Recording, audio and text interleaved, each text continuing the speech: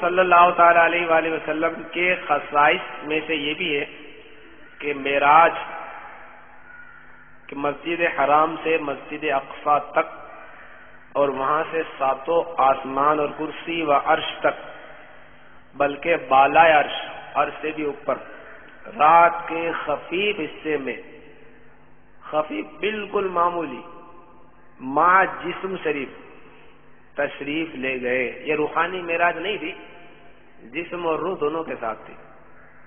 روحانی معراج اس کے علاوہ ہوئی سرکار کو، اور وہ قرب خاص حاصل ہوا کہ کسی بشر و ملک کو بھی کبھی حاصل نہ ہوا۔ ملک فرشتہ،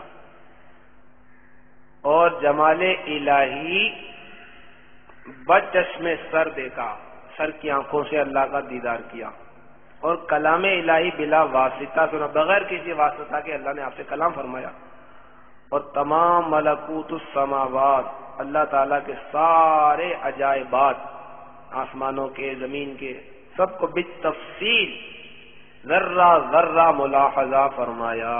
صلو علی الحبیب۔